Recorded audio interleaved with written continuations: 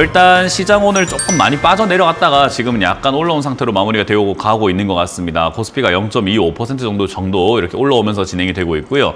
코스닥 같은 경우도 0.4% 정도 이렇게 빠져는 있지만 사실 고점 대비해 시가 대비해 가지고는요 아래꼬리 쭉 달면서 올라오면서 진행이 되어 가지고 딱히 크게 문제가 될 것 같아 보이는 시장은 아니다 생각이 듭니다. 그래서 일단 코스피 지수라든가 코스닥 지수 이렇게 움직이게 된 이유는 역시나 실리콘밸리 은행이죠. 미국의 SVB라고 하는 실리콘밸리 은행이 파산할 수도 있다라는 그런 이야기가 나오면서 초단기간 파산 형태까지 진행이 되니까 아무래도 그런 일이 생긴 것 같아요.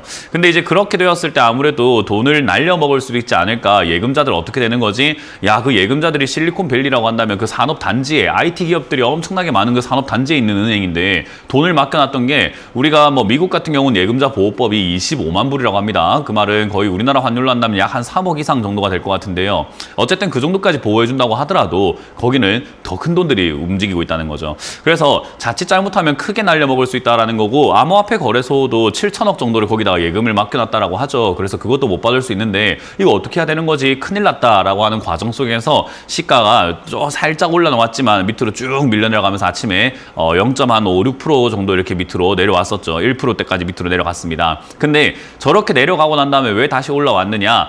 미국에서 이런 발표를 했습니다. 예금자 보호법을 뭐 이렇게 한도를 무시하고 실리콘밸리 은행에 한해서는 일단은 전액 보호해주겠다. 그러니까 13일부터 해서 모든 예금을 다 찾을 수 있게끔 우리가 해주겠다라는 겁니다. 그 이유가 뭐냐면 실리콘밸리 은행이 뭐 부실 채권에 투자를 했다든지 또는 우리 옛날에 리먼 브라더스 사태처럼 파생 상품이라고 합니다. 한 가지 상품을 가지고 여러 개를 파생시켜서 또 만들고 그걸 또 섞어서 또 만들고 해서 여러 가지 부실하게 상품을 만들어서 판 것이 아니라 야 이거 지금 유동성 때문에 문제가 생긴 거 아니냐. 국채에다가 투자를 해놨는데 국채 수익률이 점점 떨어지고 손실나고 있는 상태에서 사람들이 돈을 달라고 하니까 어쨌든 이걸 팔고 줘야 되는데 그건 팔면 어때요? 국채는 안 팔면은 원금과 이자를 주게 되는데요. 팔게 된다면은 사실은 그 수익률에 따라 가지고 손실이 날 수도 수익이 날 수도 있어요. 근데 사람들이 돈을 달라 하기 시작하니까 얘들도 부랴부랴 채권을 팔아내기 시작을 했죠. 그걸 왜 돈을 달라고 했느냐? 예금 이자가 얼마 안 되는데 국채 이자는 좀 높으니까 큰 손들 또는 돈이 있는 사람들은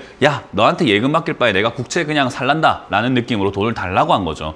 그러다 보니까 이 실리콘밸리 은행도 갑자기 국채를 팔아야 되는데 그러다 보면 손실 보고 팔아야 되는 겁니다. 여러분들 지금 주식 종목 물려있죠. 근데 누군가가 야 나 돈 필요하니까 그거 빨리 내놔 라고 하면 어때요? 억울하지만 정말로 줘야 될 때는 준다고 약속이 된 돈이라고 한다면 손실이 나더라도 팔아야 되는 상황이 오겠죠. 그러다 보니까 자기 자본 비율도 좀 떨어지게 되고 문제가 생길 수도 있지 않을까라는 우려감들이 생기게 되고요. 그러다 보니 이제 실리콘밸리 안에 있던 사람들이 돈을 달라 하기 시작하는데 옛날 같았으면은 우리가 번호표 뽑고 기다려서 했는데 지금 어때요? 핸드폰으로 빨리빨리 인출해버리는 거예요. 그러다 보니까 자기가 가지고 있는 모든 자산 중에 한 25%가 인출 요청을 당한 거죠. 그러니까 파산하는 신청까지 가버린 겁니다. 근데 이 구조를 보니까 실리콘밸리 은행이 잘못한 건 없는 것 같죠. 얘들은 크게 뭔가 부실 투자를 한 것도 아니고 잘못된 자산을 갖고 있었던 것도 아니고 뭐 투자 실패를 한 것도 아니에요. 그냥 유동성의 문제인 겁니다. 그러다 보니까 미국 정부에서는 야 이거는 그냥 우리가 보증만 좀 서주면 해결될 수 있지 않겠느냐라고 본 거죠. 그래서 지금은 시가가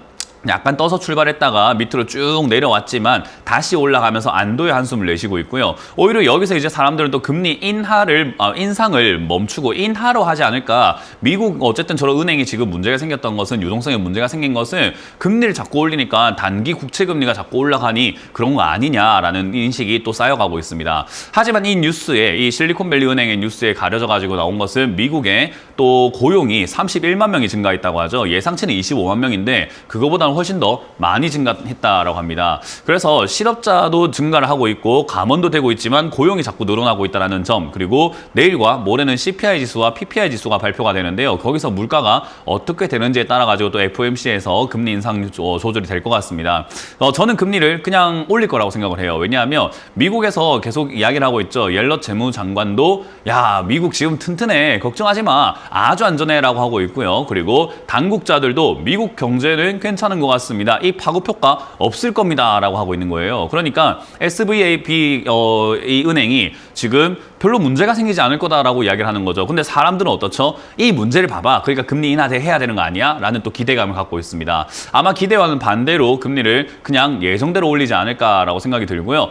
자든 잘하면은 이제 CPI 지수와 PPI 지수를 보고 생각보다 줄지 않으면은 SVB는 크게 문제가 되지 않을 것 같다. 그러니까 0.5% 금리 올리겠다라고도 가능할 것 같습니다. 그러니까 결국은 지금 시장이 뭔가 잘못된 것들을 보고 있지 않나라는 거고요. 그리고 두 번째는 이 회사는 유동성이 문제지만요. 지금 많은 은행들이 미국에 있는 많은 은행들이 국채를 그런 식으로 운용을 하고 있는데 이런 사태가 번질 가능성은 전 높다라고 보고 있고요. 우리나라 금융도 역시나 저축은행 지금 연체율 굉장히 높아지고 있는 상태이기 때문에 거기다가 예금도 줄고 있어요. 똑같은 상황에 놓여 있다라는 거죠. 그래서 이거는 한 국가의 문제가 아니라 한 국가의 SVB만의 문제가 아니라 우리나라 저축은행 그리고 전 세계의 모든 은행들이 지금 거의 비슷한 위기에 놓였다. 그 말은 금융위기에 폭탄이 어디든지 지금 잠재되어 있는 겁니다. 거기에 도화선에 불만 붙는다면은 이런 일들은 계속해서 올해 또는 내년까지 계속 발생될 수 있다는 거죠.